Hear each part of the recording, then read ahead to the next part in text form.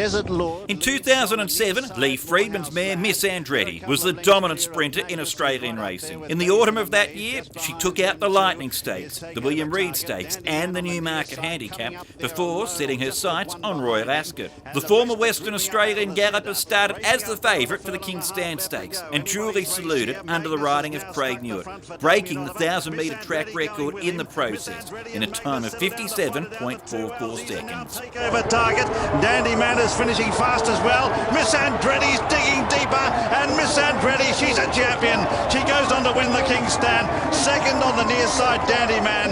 Third just behind the Magnus. Fourth takeover target. Leading the Royal Runner King's Lynn. The 2022 King's Stand Stakes was built up as a match race between two speedsters from either side of the globe.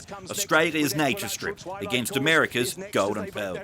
Punters sided with Golden Pearl, but the battle between the two was all over at the start when the American challenger missed the kick. Meanwhile, Nature Strip was at his brilliant best, settling close to the speed, cruising into contention and then putting his rivals to the sword. Equilateral. Salute a world-class sprinter, Nature Strip, a ripper in the King's Stand. Beat Twilight Calls, Acclam Express, and behind those Munista made late ground, Equilateral, St Lawrence was next. And takeover target joins them on the far side here. It's the stuff of dreams. A Queanbeyan taxi driver buys a cheap horse that then wins Australia's biggest sprint races and takes him to England to meet the Queen. For Joe Janiak and Takeover Target, that dream was a reality. In 2006, Takeover Target completed the Lightning Stakes Newmarket Handicap Double and then headed to Ascot, his first overseas adventure. Partnered by regular rider Jay Ford, Takeover Target showed his trademark tenacity to repel the challenge from Ben Bourne and prevail in a photo finish in the King's Stand Stakes. Ben Bourne flashing home. Dandy Man the far side, they hit it. Takeover target in a photo with Dandy Man the far side, Ben Bourne the near side.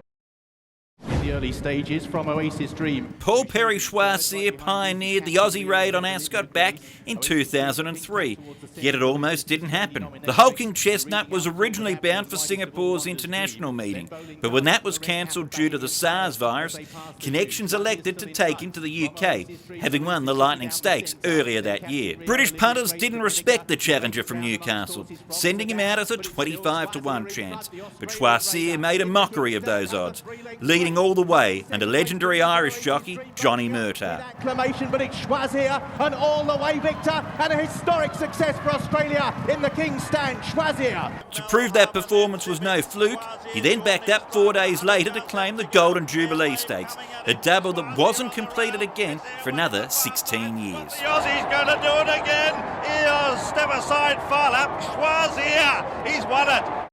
From the checker, Pastoral Player is... Few horses have transcended racing the way that Black Caviar did, and there are few heart-stopping moments quite like the final strides of her victory in the 2012 Diamond Jubilee Stakes. Australia's Queen of the Turf was undefeated from 21 starts and was expected to win in front of the Queen of England and a large Aussie contingent on track, starting at $1.16. Thousands of fans gathered at Melbourne's Federation Square to watch the race, despite it being run on a cold Saturday night in June, while many more tuned in live across the country.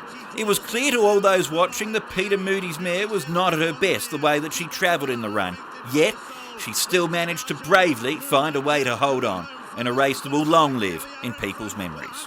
Left to go.